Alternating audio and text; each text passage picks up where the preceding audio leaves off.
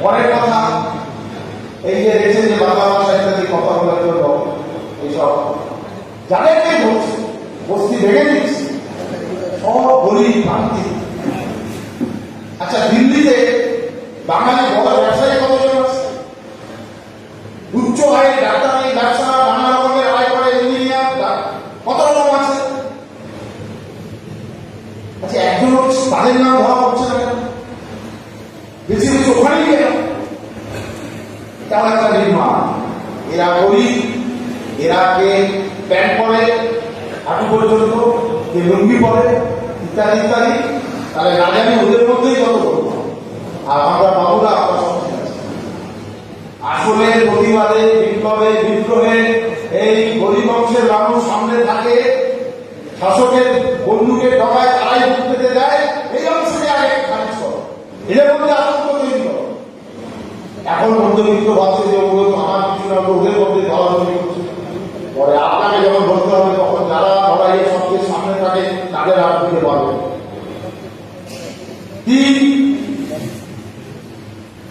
আমি বলছি, আমি একটা বের করে আজকে জেলা মিটিংয়ে দিয়েছি নির্বাচন কমিশনের ওয়েবসাইটে 2011 থেকে 2024 সাল পর্যন্ত পশ্চিমবঙ্গ সহ বাংলাদেশের বর্ডারের রাজ্যগুলো বিহার, উত্তরপ্রদেশ, মধ্যপ্রদেশ, গুজরাট, এরকম 11টা রাজ্যের আমি জেলা কমিটি ঢুকে দিয়েছি। 2011 থেকে 24 পর্যন্ত ভোটার বৃদ্ধির হার বছরে সর্বনিম্ন হার হচ্ছে পশ্চিমবঙ্গ 2.36, আমাদের অনেক উপরে উত্তরপ্রদেশ, গুজরাট, মধ্যপ্রদেশ। তাহলে অনুপ্রবেশের ফলে পশ্চিমবঙ্গে খালি ভোটার বেড়ে যাচ্ছে। নির্বাচন কমিশনের ওয়েবসাইট প্রমাণ করে পশ্চিমবঙ্গে ভোটার বৃদ্ধির হার ন্যাশনাল অ্যাভারেজের যে একটুও বেশি নয়। অন্যান্য যে রাজ্যগুলোতে সীমান্ত নেই সেই রাজ্যগুলো থেকেও পশ্চিমবঙ্গে ভোটার বৃদ্ধির হার, বাৎসরিক হার কম। মিথ্যার নির্মাণ। আবার দেখা যাচ্ছে প্রত্যেক বাংলাদেশে হিন্দু জনসংখ্যা কমছে, সেটার বিরুদ্ধে কিন্তু আমরা কথা বলবো। কারণ সেখানে তারা সংখ্যালঘু। একটা রাষ্ট্রের সংখ্যালঘু হার যদি কমে, তাহলে সেই রাষ্ট্রের গণতান্ত্রিক চরিত্র নিয়ে প্রশ্ন তুলতেই হবে। কিন্তু একই সঙ্গে তোমরা আইন করেছ যে ওখান থেকে হিন্দুরা এলে তোমরা নাগরিকত্ব দিয়ে দেবে। তাহলে তথ্য প্রমাণ করছে যে বাংলাদেশের হিন্দুই বেশি আছে, যদি এসে থাকে। আর মুসলমানের ক্ষেত্রে আর মুসলমান বলছে না, বলছে রোহিঙ্গা মুসলমান। এই একটা নাম দিতে হবে, দেখে দিতে হবে। একটু গুগলে গিয়ে দেখুন সারা পৃথিবীতে রোহিঙ্গা জনসংখ্যা কত, মোট 35 লক্ষ। শুভেন্দু বলছে রোহিঙ্গা মুসলমানদের পশ্চিমবঙ্গ ভোটার লিস্ট থেকে বাদ দিলে 1,25,00,000 ভোটার বাদ যাবে।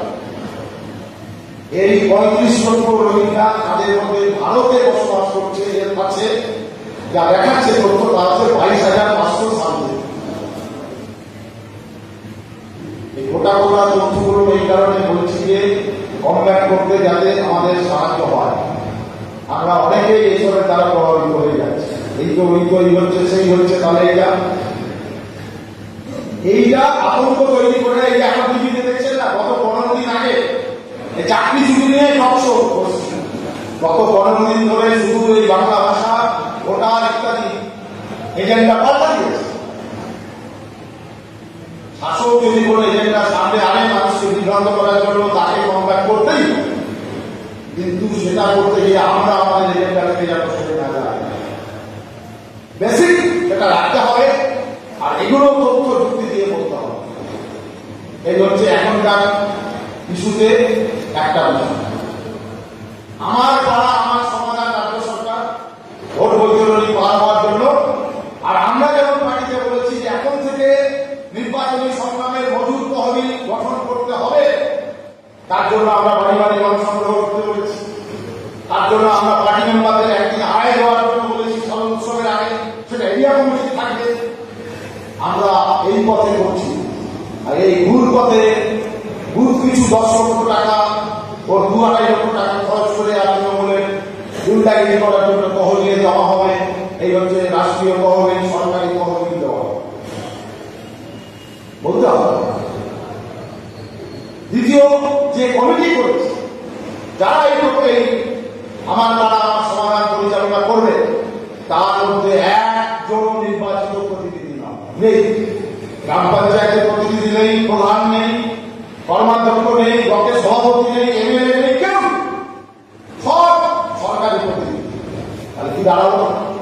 আসল কথা হচ্ছে স্বায়ত্তশাসিত সংস্থা ক্ষমতার কেন্দ্রীকরণ, যে কারণে গ্রাম পঞ্চায়েত গড়া হয়েছিল, যে কারণে পুরসভা গড়া হয়েছিল, সবকে বাতিল করে ওইখানে যখন ক্যাম্প হবে, এটা বুঝে তিনটে বুঝিয়ে যেখানে হবে, সেখানে গিয়ে যেন আমরা এই কথাটাও বলি যে নির্বাচিত প্রতিনিধি নেই কেন। এটা তৃণমূলের লঙ্ঘন করে এই নিয়ে ক্ষোভ আছে। আপনি যেখানে বলছেন সেই তৃণমূলের যে নির্বাচিত প্রতিনিধি, সে হয়তো ভোট দিতে দেয়নি, সে হয়তো আমাদের কমরেডের মাথা ফাটিয়ে দিয়েছে, রাগ আছে, যেটা ব্যক্তিগতভাবে তার উপরে রাগের প্রশ্ন নয়। এটা হচ্ছে গণতান্ত্রিক ব্যবস্থাপনা, তার সপক্ষে কথা বলে আমরা বলছি এই আমার পাড়া আমার সমাধান ক্যাম্প হওয়ার আগে ওই সব এলাকায় জনস্বার্থের যত দাবি আছে সেই দাবিগুলোকে নিয়ে তা যত টাকাই হোক টাকা মেপে যেন আমরা না করি, সেগুলো নিয়ে বিডিওর কাছে আগাম ব্যক্তির সাথে দেওয়া, আমাদের তালিকা জমা দেওয়া, তারপরে সেই তালিকা নিয়ে ওই ক্যাম্পে দিয়ে বলা যে আমরা এগুলো দিয়েছি, এইগুলো কি করবেন বলুন। তাহলে একদিকে হচ্ছে পঞ্চায়েত ব্যবস্থাকে লাটে তোলা, এই সময় তৃণমূলের তহবিল পুষ্ট করা,